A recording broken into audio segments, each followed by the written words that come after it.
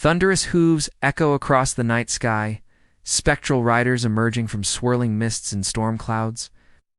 A terrifying cavalcade of the dead that has haunted the imaginations of Norse people for centuries. This legendary procession of ghostly warriors, fallen kings, and mythical beings has long been an omen of doom, a harbinger of war and catastrophe. Today, we embark on a journey to unravel the mysteries of the Wild Hunt, tracing its origins in Norse mythology and exploring how this chilling tale has shaped cultures far beyond the fjords of Scandinavia. The roots of the Wild Hunt run deep into the soil of Norse folklore, intertwining with ancient beliefs about the afterlife and the power of nature. In its earliest incarnations, the hunt was led by Odin himself, as the All-Father of Norse mythology, astride his eight-legged steed Sleipnir. As the supreme deity of wisdom, war, and death, Odin's presence at the head of this ghostly host spoke volumes about its significance in Norse cosmology. But Odin was not alone in leading this spectral charge. Depending on the region and era, various figures have been associated with the Wild Hunt. In some tales, it was the Valkyries, Odin's fierce warrior maidens, who led the charge across the stormy skies. In others, it was Freya, goddess of love and war, guiding the souls of the dead to the afterlife.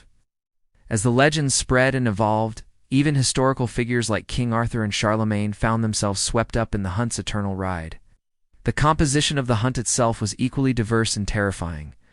Alongside its otherworldly leaders rode the Einherjar, the souls of great warriors who had fallen in battle and been chosen to feast in Valhalla. Spectral hounds with glowing red eyes bounded alongside the riders, their howls piercing the night air.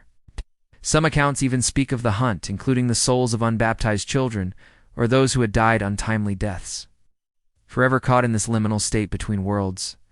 As the legend of the Wild Hunt spread across Europe, it took on different forms and names in various cultures. In Germany, it became known as Wotan's Army, or the Furious Host. In England, it was sometimes called Herne's Hunt, after a ghostly hunter said to haunt Windsor Forest. The Welsh spoke of the CWN, Unwin, the hounds of the underworld, while in Brittany, it was King Arthur himself who led the ghostly procession. Despite these regional variations, the core elements of the Wild Hunt remained remarkably consistent. A spectral host riding across the sky often during wild storms or on specific nights of the year, bringing with them omens of death and disaster. The sound of their approach, thundering hooves, baying hounds, eerie horns, was said to freeze the blood of all who heard it. For the people of Viking-age Scandinavia, the Wild Hunt was more than just a frightening story. It was a powerful cultural symbol that reflected their beliefs about life, death, and the natural world. The hunt's appearance was often seen as a portent of great upheaval, whether it be war, famine, or plague. Those who witnessed the hunt might be swept up into its ranks, never to be seen again. They might receive supernatural knowledge or abilities, though often at a terrible cost. The Wild Hunt also served as a reminder of the thin veil between the world of the living and the realm of the dead. In a society where the harsh realities of nature and warfare were ever present, the idea of fallen warriors continuing their battles in the afterlife held a certain appeal. It spoke to the Viking ideal of a glorious death in combat and the hope for an eternal feast in Valhalla. Moreover, the timing of the hunt's appearances, often during the dark winter months or on specific feast days, tied it closely to the cyclical nature of the Norse calendar. The wild storms that heralded its approach were a vivid reminder of the power of nature and the gods who controlled it, reinforcing the importance of maintaining proper religious observances and respecting the natural world. As Christianity began to spread across Scandinavia and Northern Europe, the Wild Hunt took on new meanings and associations. In some regions, it became linked with demonic forces or the souls of the damned, reflecting the Church's efforts to reframe pagan beliefs within a Christian context. Yet even as official doctrine changed, the power of the hunt as a storytelling device and cultural touchstone remained strong. The influence of the Wild Hunt can be traced through centuries of literature, art, and folklore. Medieval romances often featured encounters with supernatural hunts, while Renaissance artists depicted dramatic scenes of ghostly riders sweeping across turbulent skies. In more recent times, the Wild Hunt has found new life in fantasy literature, role-playing games.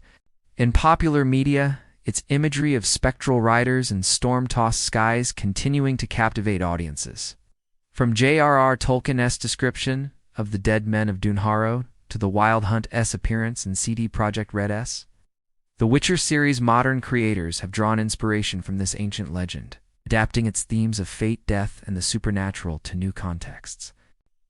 The enduring appeal of the Wild Hunt lies in its ability to tap into primal fears and desires, the awe-inspiring power of nature, the mystery of what lies beyond death, and the thrilling terror of encountering the unknown. As we've seen, the Wild Hunt is far more than just a simple ghost story. It's a complex tapestry of beliefs, fears, and cultural values that has evolved over centuries. From its origins in Norse mythology to its spread across Europe and into modern popular culture, the hunt continues to ride through our collective imagination. A reminder of the enduring power of myth and the human need to make sense of the mysteries that surround us. The next time you hear the wind howling on a dark winter's night, or see storm clouds racing across a moonlit sky, take a moment to listen. Perhaps if you're very quiet, you might catch the faint echo of ghostly hooves, the baying of otherworldly hounds, or the haunting call of a horn from beyond this world. But beware, for those who witness the Wild Hunt may find themselves swept up in its eternal ride, forever chasing the storm across the boundary between this world and the next. So, Seeker, would you dare to face the Wild Hunt if it came thundering across your sky? Leave a comment below and let us know. And do not forget to subscribe to The Vault for more journeys into the heart of myth and legend. Until next time, keep your eyes on the horizon and your ears open for the sound of hooves in the night.